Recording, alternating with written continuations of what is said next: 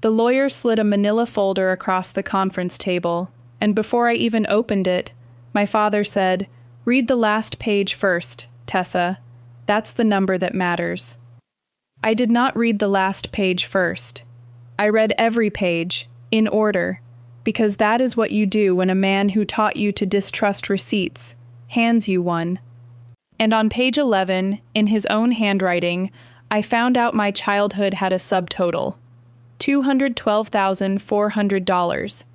That was the number my father believed I owed him for being raised. My name's Tessa Marchetti.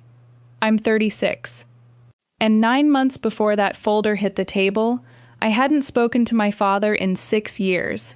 He found me anyway, through a building permit with my name on it, and what he wanted wasn't a relationship.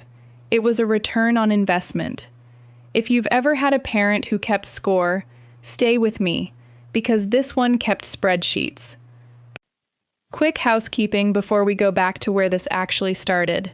I tell these stories slow, and I tell them all the way to the end, so if you like a story that pays off, subscribe now so you don't lose the thread halfway through. Growing up in Hartsfield, Ohio, my father ran a hardware store his own father had built, and he ran our house the same way he ran the register. Everything counted, everything logged. He kept a black composition notebook behind the counter labeled inventory, and when I was 12, he opened a second one. He called it my ledger. I didn't understand the word yet. I understood the notebook because it had my name on the spine in silver marker, like he was proud of it. Chores went in the ledger as labor owed. My school lunch money went in as advance. When I got my working papers at 15 and took a job bagging groceries, he sat me down at the register after close and explained, gently, like he was doing me a favor, that 15% of every paycheck would now go toward what he called my family stake. Not rent, a stake, like I was buying into something.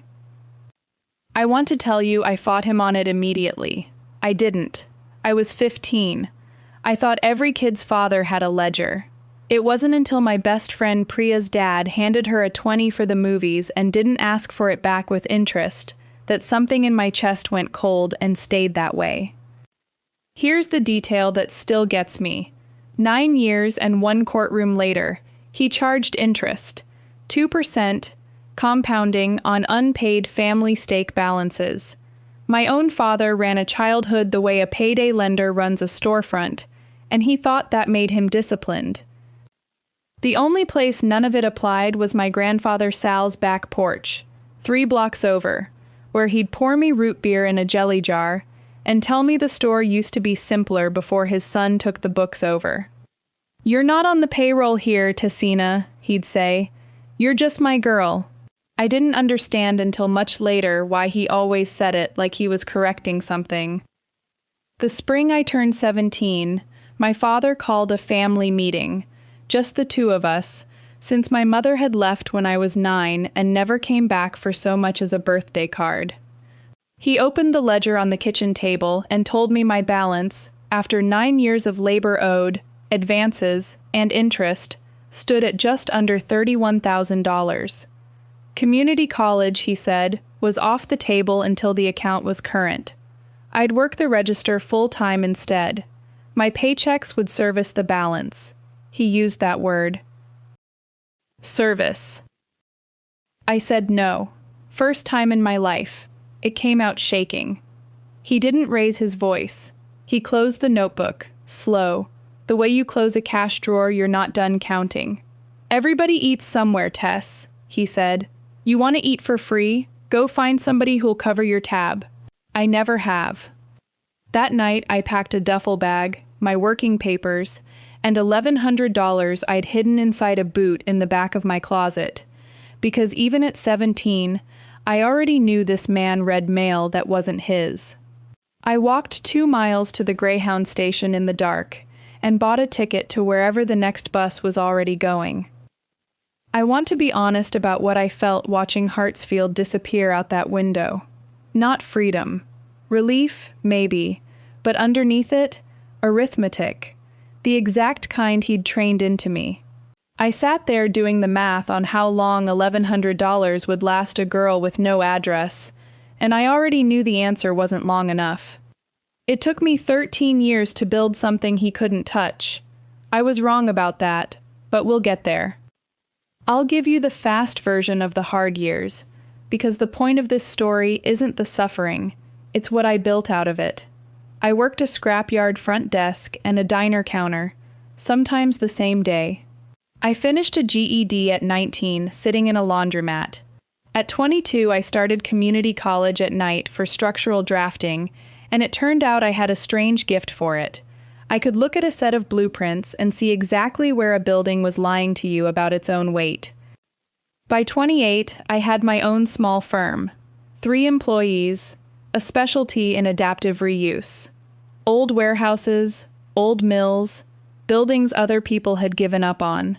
I named it Marchetti Structural, which is either an act of forgiveness or spite, and honestly, I've never fully decided which. My grandfather Sal died the winter I turned 31, 86 years old, gone in his sleep with a Reds game still playing on the radio. At the funeral, my father worked the receiving line like a man running a register. Exact same handshake for everyone, exact same 3 seconds. When it was my turn, he looked at me the way you look at a piece of equipment you're deciding whether to write off. 6 weeks later, a lawyer's letter arrived at my office. My grandfather had left me the old storefront building downtown, the original hardware store, empty for a decade, deeded to me directly. Transfer on death, no probate, no family vote. The lawyer's note said Sal had come in alone 2 years earlier, sharp as anything, and made him confirm twice that the paperwork would name me and only me. I didn't touch that building for a year. I let it sit there empty, the way you let a wound sit before you decide what kind of scar you want. Then I got a certified letter from my father. He'd heard, Hartsfield's small, and he had a proposal. He wanted to buy the building back, from me, for $80,000, less than half what it was worth even boarded up, because, his letter explained, in careful ballpoint, the property was never truly separate from the family stake I'd walked out on. I said no again, same one word, 22 years apart. That's when the folder showed up on a conference table, with his lawyer sitting next to him, wearing a tie that cost more than my grandfather's whole funeral. Here's what was actually in that folder, and I want to walk you through it slowly, because the shape of it is the whole story. Page 1. A complaint, unjust enrichment, constructive trust, and something called quantum meruit, which sounds like a wizard spell and just means the reasonable value of services rendered. He was suing me for the value of raising me. Pages 2 through 10. Exhibits. Photocopies of the ledger, every entry, room and board, labor owed, advances, interest compounded monthly, running total. And on page 11, the final line, underlined twice in his own hand. Balance due, $212,400. His theory, laid out in his lawyer's crisp legal language, was that I owed him for 18 years of housing, food, and, I'm quoting his deposition later, not the complaint, moral instruction. And since I'd inherited property from his own father, a man he claimed had always intended the estate to pass through him first, he was entitled to be paid from it. I hired a lawyer named Priyanka Osei out of Columbus.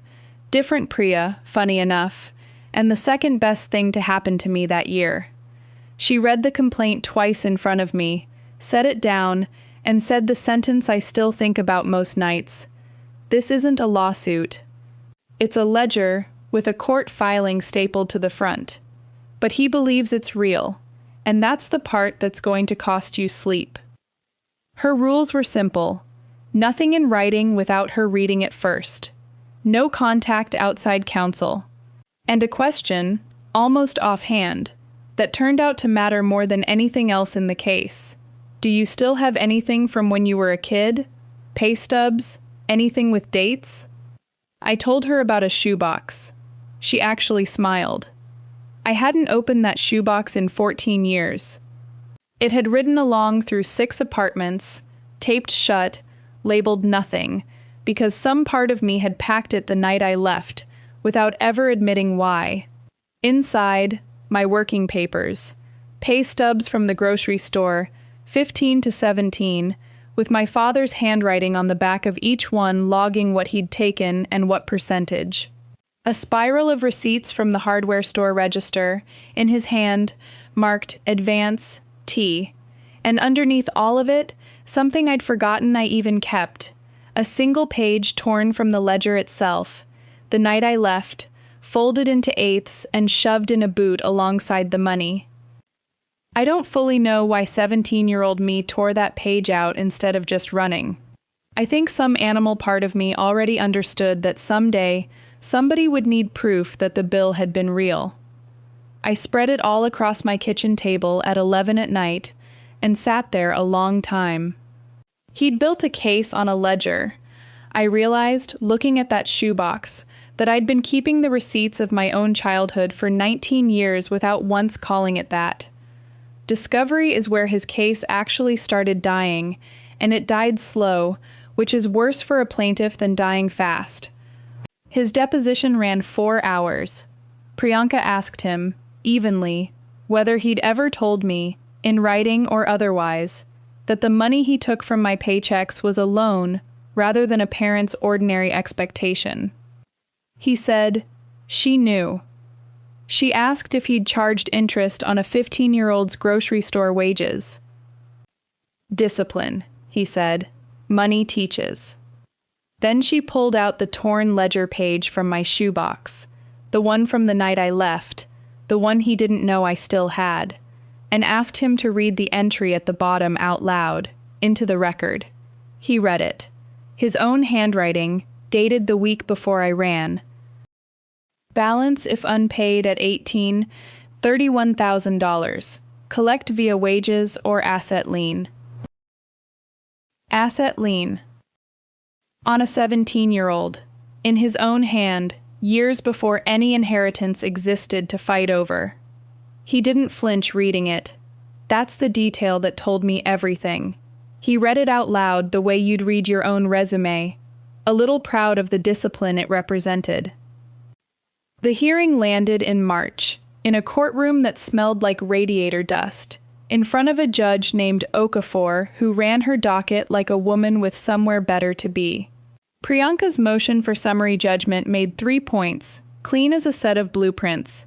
No enforceable contract existed between a parent and a minor child for ordinary care. A lien on future unspecified assets is unenforceable under Ohio law, and the inherited property was a direct transfer on death gift, untouched by probate, untouched by anyone's claim on me.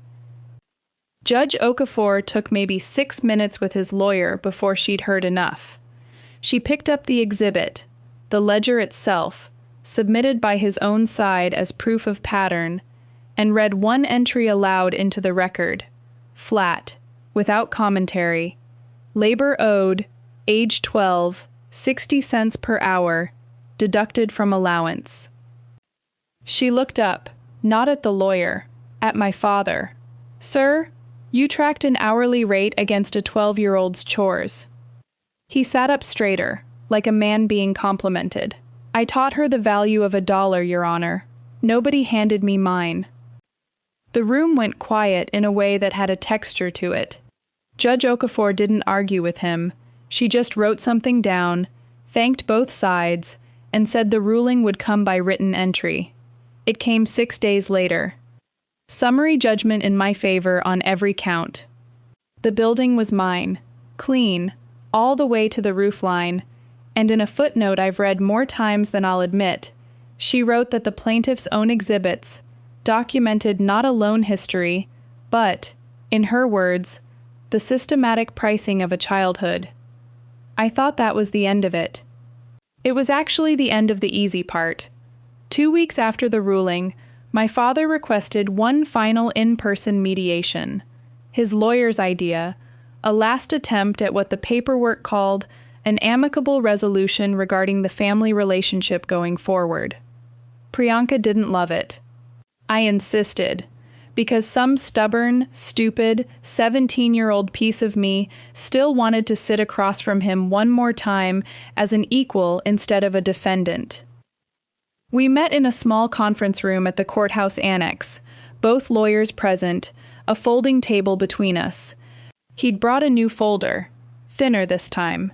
He slid it toward me and said the offer was simple: drop any claim to punitive costs, and he'd sign a document acknowledging the debt was settled by mutual understanding instead of a court loss, so it wouldn't, in his words, follow the family name.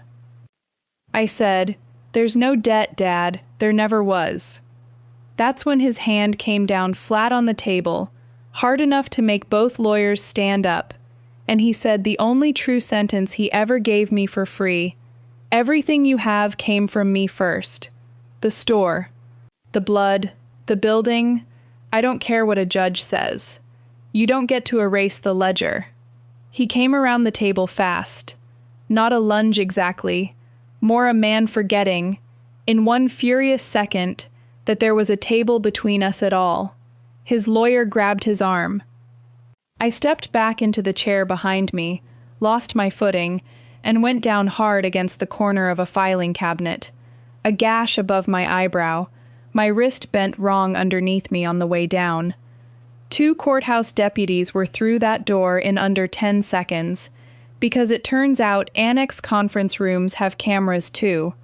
They had him against the wall before I'd even finished registering what my own face felt like, and I remember, with a clarity that scared me more than the pain did, that my first thought wasn't fear, it was recognition. There it is, that's what was always underneath the ledger.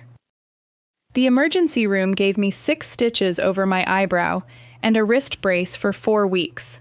A nurse photographed everything, with a ruler for scale, and a voice that didn't change pitch once, which I was grateful for later, in ways I hadn't expected. 2 pieces of paper waited for me the next morning that couldn't wait for my wrist to heal first. The first was a petition for a civil protection order. Ohio's definition covers a parent, regardless of how long it's been since you lived under the same roof, the advocate explained, and I signed it left-handed, my printing looking like a child's. The judge granted a temporary order that same afternoon. The second was for the prosecutor, a soft-spoken man named Delgado, who told me the courthouse cameras made the case solid with or without my cooperation, but that a jury hears a daughter differently than they hear footage. He slid the witness statement across his desk and told me to take it home if I needed to. I signed it at his desk instead. There are some signatures that don't wait for you to be ready. My father called Priya's replacement, my actual best friend from Hartsfield, still there after all these years, 4 days later, asking her to talk sense into me. Not once did he call me directly. The protection order made sure of that. What he told her, she relayed almost word for word. Tessa's always had a flair for the dramatic. It was an accident. Families forgive worse than a scrape. A scrape, that's what he called 6 stitches and a fracture in my wrist. The trial was a bench trial, quick by courtroom standards. The footage did most of the talking, along with the ER photos and my testimony, which I kept as short as I could manage. His lawyer tried the angle you'd expect, that I'd just won a lawsuit against his client, and had every motive to exaggerate what happened next. I looked at the judge instead of the lawyer when I answered. I didn't need an accident to win that case, I said. I'd already won it in writing. This isn't about the money. It's the first time in my whole life someone official watched what happens when I say no to him. He was found guilty of misdemeanor assault. The sentence came down light: a suspended jail term, 1 year of probation, mandatory anger management, and the protection order extended to 5 years. I watched him mouth something at the defense table as they walked him out. I didn't try to read it. I'd spent 36 years reading that man, and I was finished doing it for free. Here's the part I didn't expect, and it's the part I actually want you to take with you. About 6 weeks after sentencing, I finally opened the old hardware store for the first time since I'd inherited it. I went alone, on a Sunday, with a flashlight, because the power had been off for a decade. The shelves were still half-stocked with rusted stock from a business that stopped mattering to my father the day he decided a ledger mattered more than a daughter. Behind the register, in a drawer that stuck when I pulled it, I found my grandfather Sal's own notebook. Not my father's ledger, a different one, older, softer at the corners. Pages of nothing but small kindnesses logged in his crooked hand. Tessina, root beer, no charge. Tessina, ride to the library, no charge. Tessina, worth more than this whole store, no charge. I sat on the dusty floor of that building and read every page, and for the first time since I was 12 years old, I understood that somewhere in my family, before it curdled, there had been a completely different way of counting. I reopened the storefront that fall, not as a hardware store, as my firm's real office. First time Marchetti Structural has ever had walls that don't cost me anything to look at. On the wall behind my own desk, framed, not hidden, hangs one page from Sal's notebook, not the ledger page. That one, the torn one from my old shoebox, I finally let go of. Burned it, actually, in a metal trash can in the back alley on a clear October night, and stood there watching my own childhood balance sheet turn into something that couldn't be read anymore by anyone. My father is 2 years into probation now. I hear about him the way you hear weather reports from a town you don't live in anymore. Second-hand, occasional, none of it urgent. I don't answer when Hartsfield numbers show up on my phone. That's not anger. Anger would mean I was still doing math with him. I'm not. The account's closed. You can't make a deposit into a business that's been sold for parts. So here's what I actually know, after all of it. The ledger, the courtroom, the stitches, the footage. If someone hands you a bill for loving you, that bill was never yours to pay. Real love was never supposed to come itemized. If this one hit close to home, tell me in the comments what your version of the ledger was. I read every single one.